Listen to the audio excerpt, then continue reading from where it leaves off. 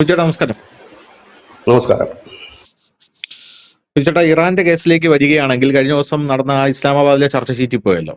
ചീറ്റിപ്പോയതിനു ശേഷം ഭയങ്കര ട്രോളുകളാണ് സോഷ്യൽ മീഡിയയിൽ വന്നുകൊണ്ടിരിക്കുന്നത്. യഥാർത്ഥത്തിൽ പാകിസ്ഥാൻ ഇസ്ലാമാബാദിൽ അമേരിക്കയും ഇറാനും തമ്മിൽ ചർച്ച നടത്തിക്കൊണ്ടിരുന്നപ്പോൾ പാകിസ്ഥാൻ ഇവരുടെ രണ്ടുപേരുടെയും കയ്യിൽ നിന്ന് എങ്ങനെ ലോൺ എടുക്കാമെന്ന് ചിന്തിച്ചുകൊണ്ടാണ് അവിടെ ഇരുന്നത് എന്നുള്ളതാണ് ട്രോളുകൾക്ക് ആധാരം എന്ന് പറയുന്നത്. അതൊരു കണക്കിന് പറഞ്ഞാൽ സത്യവുമാണ്. പക്ഷെ ഇപ്പം നമുക്ക് പുറത്തു വരുന്ന റിപ്പോർട്ടുകൾ എന്ന് പറഞ്ഞു കഴിഞ്ഞാൽ ഡൊണാൾഡ് ട്രംപ് വീണ്ടും ഭീഷണിയുമായിട്ട് രംഗത്തെത്തിയിട്ടുണ്ട്. സ്വാഭാവികമായിട്ടും ഡൊണാൾഡ് ട്രംപ് പറയുന്നത് നിങ്ങളുടെ വൈദ്യുതി നിലയങ്ങളെ ഞാൻ ആക്രമിക്കും, പാലങ്ങൾ തകർക്കും എന്നുള്ളതൊക്കെയാണ് ഡൊണാൾഡ് ട്രംപ് ഇപ്പോൾ പറയുന്നത്.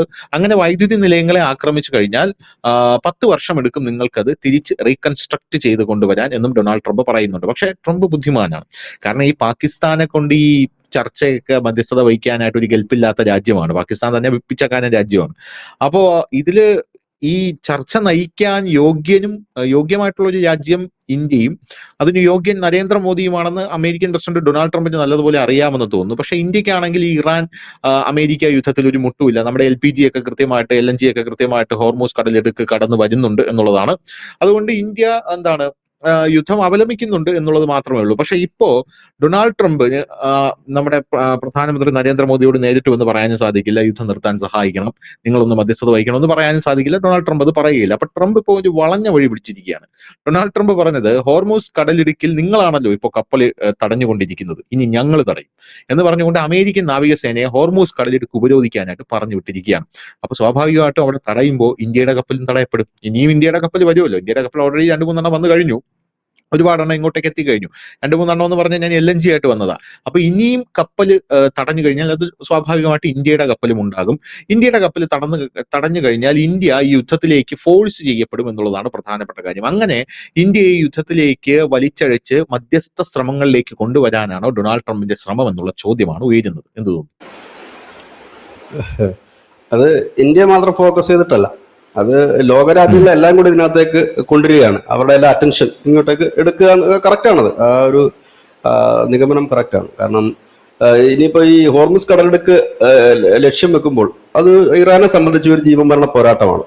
അതിന് ഒരു നാവിക ഉപരോധം ഏർപ്പെടുത്തുമെന്നാണ് കഴിഞ്ഞ ദിവസം ഡൊണാൾഡ് ട്രംപ് പറയുന്നത്. ശരിയാണ്. ഇന്ത്യ മാത്രമല്ല, യൂറോപ്യൻ രാജ്യങ്ങൾ 800ഓളം കപ്പലുകൾ ഹോർമുസ് കടലിടുക്കിൽ കുടുങ്ങിയിട്ടുണ്ട്. ആ രാജ്യങ്ങൾ, പിന്നെ ഭാവിയിലേക്ക് എണ്ണ എടുക്കാൻ പോകുന്ന രാജ്യങ്ങൾ, അപ്പൊ എല്ലാവരും പെടും. ഇവര് യുദ്ധം ചെയ്യുന്നവർ മാത്രമല്ല, യൂറോപ്യൻ രാജ്യങ്ങൾ പെടും. പ്രത്യേകിച്ച് യൂറോപ്യൻ രാജ്യങ്ങളാണ് ഏറ്റവും കൂടുതൽ പെടുന്നത് എന്നുള്ളതാണ് മറ്റൊരു കാര്യം. ഇങ്ങനെ വന്നു കഴിയുമ്പോൾ സ്വാഭാവികമായിട്ടും നമ്മളൊരു സൊല്യൂഷൻ തേടുമല്ലോ. എല്ലാവരും ഇതിൽ പെട്ടു നിൽക്കുമ്പോൾ നമുക്കൊരു സൊല്യൂഷൻ വേണം. അങ്ങനെ ഒരു സൊല്യൂഷനിലേക്ക് ഇത് മുമ്പോട്ട് പോവുക എന്നുള്ളതാണ്. ഇനി യൂറോപ്യൻ രാജ്യങ്ങളുടെ കാര്യം എടുത്തു കഴിഞ്ഞാൽ ഇറാനുമായിട്ട് അത്ര ബന്ധത്തിൽ ഉള്ള രാജ്യങ്ങളൊന്നുമില്ല. ബ്രിട്ടൻ അല്ലെങ്കിൽ ഫ്രാൻസ് ആണ് കുറച്ചുകൂടെ ബെറ്റർ ആയിട്ട് നിൽക്കുന്നത്. പക്ഷെ ഇവരായും തമ്മിൽ ഈ ഇന്ത്യയും ഇറാനും തമ്മിലുള്ള ബന്ധം പോലെയില്ല. അപ്പോൾ ചോദിക്കും ഇന്ത്യയാണോ വലിയ രാജ്യം എന്ന് വെച്ച് കഴിഞ്ഞാൽ അല്ല, റഷ്യയും ചൈനയും ഒക്കെ ഉണ്ട്.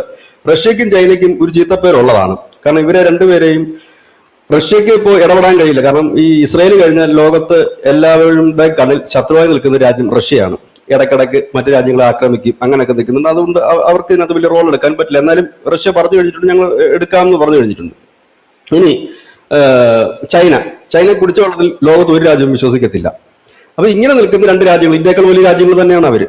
പക്ഷെ അവിടെയാണ് ഇന്ത്യയുടെ ഒരു പ്രസക്തി അവിടെ ഉള്ളത്. കാരണം നമ്മൾ ഇതുവരെ ഇന്നലെയും അവരുടെ വിദേശകാര്യമന്ത്രി ബരക് അഗർച്ചി പറഞ്ഞ കാര്യം, ഈ യുദ്ധം അബ്ബാസ് അരാക്ചി പറഞ്ഞ കാര്യം, ഈ യുദ്ധം തീർക്കാൻ ഏറ്റവും കഴിവുള്ളത് ഇന്ത്യക്കാണ്. കാരണം അവർ ഇതുവരെ ഈ യുദ്ധത്തിൽ ഒരു പങ്കെടുത്തിട്ടില്ല, ഒരു പക്ഷത്തും ചേർന്നിട്ടില്ല, നിഷ്പക്ഷമായിട്ടാണ് നിൽക്കുന്നത്. അവരുടെ സുഹൃത്തുക്കളാണ് അമേരിക്കയും ഇസ്രായേലും എല്ലാം. എന്നിട്ട് പോലും അവരോടൊപ്പം അവർ ചേർന്നില്ല. പകരം നമുക്ക് മരുന്നുകളും സഹായങ്ങളും എത്തിക്കുകയാണ്. അതൊരു മാനുഷിക പരിഗണന എല്ലാവർക്കും തുല്യ അളവിൽ നൽകുന്ന ഒരു രാജ്യമാണെന്നൊക്കെ പറഞ്ഞ് ഇന്ത്യ വളരെ വാരിക്കോരി പൂഴ്ത്തുകയൊക്കെ ചെയ്തിട്ടുണ്ട്. അപ്പൊ ഇവിടെ ഇന്ത്യക്ക് ഇറാനും ഒമാനും UAE-യുമായി നല്ലൊരു ബന്ധമുള്ളത് കൊണ്ട് അത്തരത്തിലൊരു നീക്കം നടത്താൻ പറ്റും. അത്യാവശ്യം ബെഞ്ചമിൻ നെതന്യാഹുവുമായിട്ട് തന്നെ നല്ലൊരു കണക്ഷൻ ഉള്ളതുകൊണ്ട് അങ്ങനെ ഒരു നീക്കം നടത്താൻ പറ്റും. പക്ഷെ ഇവിടെ എനിക്ക് മനസ്സിലാക്കാൻ പറ്റുന്നത്, ഇവിടെ ഇവർക്ക് ആർക്കും ഒരു താല്പര്യമില്ല ഇതിൽ. കാരണം ചൈനയ്ക്ക് താല്പര്യമില്ല, റഷ്യക്ക് താല്പര്യമില്ല, ഇന്ത്യക്ക് താല്പര്യമില്ല, ബെഞ്ചമിൻ നെതന്യാഹുവിന് ഒട്ടും താല്പര്യമില്ല. ഇവർക്കൊക്കെ ഓരോരോ ലക്ഷ്യങ്ങളുണ്ട്. ബെഞ്ചമിൻ നെതന്യാഹുവിനെ സംബന്ധിച്ച് പറഞ്ഞു കഴിഞ്ഞാൽ അദ്ദേഹത്തിന്റെ ഒരു കേസ് 2019 അദ്ദേഹത്തിന് വഞ്ചനാ കുറ്റത്തിനെതിരെ ഒരു കേസ് ചാർജ് ചെയ്തിരുന്നു ഇസ്രായേലിൽ. അപ്പം ഇസ്രായേലിന്റെ ചരിത്രത്തിൽ ആദ്യമായിട്ടാണ് അവിടുത്തെ ഒരു പ്രധാനമന്ത്രിക്കെതിരെ ഒരു കേസൊക്കെ വരുന്നത്. അദ്ദേഹം കൈക്കൂലി വാങ്ങി വഞ്ചനാക്കുറ്റം ചെയ്തു എന്നൊക്കെ പറഞ്ഞിട്ട്. അപ്പൊ ഈ യുദ്ധം തീർന്നാൽ, അപ്പൊ ഈ യുദ്ധം വരുമ്പോൾ എന്താ പ്രശ്നം വെച്ചാൽ ഇസ്രായേൽ അടിയന്തരാവസ്ഥ പ്രഖ്യാപിക്കും. അടിയന്തരാവസ്ഥ പ്രഖ്യാപിക്കുമ്പോൾ സ്വാഭാവികമായി തന്നെ അവിടുത്തെ ജുഡീഷ്യറി സംവിധാനങ്ങളെല്ലാം തന്നെ തൽക്കാലത്തേക്ക് സസ്പെൻഡ് ചെയ്യപ്പെടും. അപ്പൊ അത് വീണ്ടും പുനഃസ്ഥാപിച്ചിട്ടുണ്ട് ഇപ്പോൾ. അപ്പം കേസ് പിന്നെയും വരും. കേസ് വന്നു കഴിഞ്ഞാൽ പിന്നെ വിചാരണ നേരിടേണ്ടി വരും. അത് നെതന്യാഹുവിന് ഒരു മോശമാണ്. അപ്പൊ ഈ യുദ്ധം മാക്സിമം എത്രത്തോളം നീട്ടിക്കൊണ്ട് പോകാമോ അത്രത്തോളം നീണ്ടുപോട്ടെ എന്നാണ് അദ്ദേഹത്തിന്റെ ആഗ്രഹം. ഇന്ത്യയുടെയും റഷ്യയുടെയും ചൈനയുടെയും മനസ്സിലുള്ളതെന്ന് വെച്ചാൽ ഇത് നീണ്ടുപോവുകയാണെങ്കിൽ അമേരിക്കയെ സംബന്ധിച്ച് അവരുടെ ആ ഹുങ്ക് അല്പം കുറഞ്ഞു കിട്ടും. ഇത് നീണ്ടുപോകും തോറും ഇറാനെ പോലെ അങ്ങനെ വലിയൊരു ഈ സാമ്പത്തികപരമായ ശക്തിയൊന്നുമില്ലാത്ത ഒരു രാജ്യമായിട്ട് അടിച്ചടിച്ച് നിൽക്കും തോറും ആയുധബലത്തിൽ കുറവ് വരുമെന്ന് റഷ്യ കണക്കൂട്ടുന്നു. അങ്ങനെയെങ്കിൽ റഷ്യക്ക് ഉക്രൈനെ എളുപ്പത്തിൽ ആക്രമിക്കാൻ കഴിയും. ഇനി ഇന്ത്യയും ചൈനയും ഉറ്റുനോക്കുന്ന കാര്യം, അതിൽ പ്രധാനമായി ചൈന ഉറ്റുനോക്കുന്ന ഒരു കാര്യം, ഈ അമേരിക്ക കൂടുതൽ അറ്റാക്ക് ചെയ്ത് വരികയാണെങ്കിൽ അമേരിക്കയുടെ സാമ്പത്തിക വശം കുറച്ച് ഡൗൺ ആകാനുള്ള സാധ്യതകൾ കൂടുതലാണ്. കാരണം ഇപ്പോൾ തന്നെ $1 ബില്യൺ മറ്റോ ആണ് ഒരു ദിവസം ചെലവഴിക്കുന്നത്. അങ്ങനെ വരാൻ സാധ്യത വരും. അത് മാത്രമല്ല ഗൾഫ് രാഷ്ട്രങ്ങളൊക്കെ ഇവർക്ക് എതിരാകുമെന്ന് ചൈന ചിന്തിക്കുന്നു. ഇന്ത്യയെ സംബന്ധിച്ച് ഈ ഒരു കൂട്ടപ്പൊരിച്ചിലിനിടയിൽ അല്പം എണ്ണ എവിടുന്നതിലൊക്കെ കിട്ടിക്കഴിഞ്ഞാൽ അത്രയും നല്ലത്. ഇനിയിപ്പോ ഇറാൻ എങ്ങാനൊക്കെ ഒന്ന് സേഫായി വന്നു കഴിഞ്ഞാൽ അവിടുന്ന് ഈ വലിയ ശല്യമില്ലാതിരി എണ്ണയും ഗ്യാസും ഒക്കെ കൊണ്ടുവരാൻ പറ്റിയാൽ അത്രയും നല്ലത് എന്ന് കരുതുന്ന രാജ്യമാണ് ഇന്ത്യ. അങ്ങനെ ഇതിനകത്ത് എല്ലാവരും മാറി നിൽക്കുന്നത് അവരവരുടേതായ ഓരോരോ കാര്യങ്ങൾക്ക് വേണ്ടിയിട്ടാണ്. ഇത് അതുകൊണ്ട് തന്നെ ട്രംപിന് ഇത് നന്നായി അറിയാം. ഇവന്മാരാരും ഇത് തീർക്കാൻ ഇറങ്ങുകയില്ല എന്നും ഇത് എന്നെ ഇട്ട് വലിപ്പിക്കാനാണ് ഇവന്മാരുടെ ശ്രമം എന്നുള്ള കാര്യം അദ്ദേഹത്തിന് നന്നായി അറിയാം. അപ്പോഴേക്കും സ്വാഭാവികമായി പിന്നെ അദ്ദേഹത്തിന് ചെയ്യാൻ കഴിയുന്ന ഒറ്റ മാർഗ്ഗമേ ഉള്ളൂ, എല്ലാവരുടെയും വഴി അങ്ങ് അടച്ചു വെക്കുക. ഇപ്പോൾ നമ്മുടെ നാട്ടുകാരെല്ലാം കൂടെ പോകുന്ന ഒരു പൊതുവഴിയുണ്ട്. ആ വഴി അങ്ങ് നമ്മൾ കൊട്ടിയടച്ചു കഴിഞ്ഞാൽ അതുവരെ കാഴ്ചക്കാരായ നാട്ടുകാരെന്ത് ചെയ്യും? അവർ സംഘടിച്ച് ഒരു മേശയ്ക്ക് ചുറ്റും ചർച്ച ചെയ്യും എങ്ങനെ ഈ വഴി തുറക്കാമെന്ന്. അതിന് നമ്മൾ വഴി തുറക്കാൻ പല വഴിയും നോക്കും. അത് തന്നെയാണ് ട്രംപ് ഉദ്ദേശിക്കുന്നത്. ഹോർമുസ് നാവിക ഉപരോധം കൊണ്ടുവരിക, അപ്പൊ യുദ്ധം കുറച്ചുകൂടെ കടുക്കും. അങ്ങനെ പ്രശ്നമാകുമ്പോൾ എല്ലാ രാജ്യങ്ങളും ഇപ്പോ ഈ മാറി നിന്ന് കാഴ്ചക്കാരായി നിൽക്കുന്ന ഇന്ത്യ അടക്കമുള്ള രാജ്യങ്ങളെല്ലാം തന്നെ ചാടി ഇറങ്ങും. കാരണം എണ്ണ ഒരു അത്യാവശ്യ ഘടകമാണല്ലോ. ഇപ്പൊ നമുക്ക് ബുദ്ധിമുട്ടൊന്നും ഇല്ല എന്നുള്ളത് യാഥാർത്ഥ്യമാണ്. പക്ഷെ അതൊന്നും നീണ്ടുപോകാനും നമുക്ക് കഴിയില്ല. അപ്പൊ ഇങ്ങനെയാണ് ഇതിന്റെ ഒരു കാര്യങ്ങൾ മുൻപോട്ട് പോകുന്നത്. ഇങ്ങനെ പോകുന്ന ഒരു സാഹചര്യം വരുന്നത് കൊണ്ടാണ് ട്രംപ് ഈ അറ്റകൈ പ്രയോഗത്തിന് ഒരുങ്ങുന്നത്. പക്ഷെ ആ അറ്റകൈ പ്രയോഗം എത്രത്തോളം വിജയിക്കുമെന്ന് കാത്തിരുന്ന് കാണേണ്ടി വരും. കാരണം ഹോർമുസിൽ ഈ ഒരു നാവിക ഉപരോധത്തിലേക്ക് പോയി കഴിഞ്ഞാൽ ഇറാൻ വളരെ ശക്തമായി തന്നെ തിരിച്ചടിക്കാനുള്ള സാധ്യതയുണ്ട്.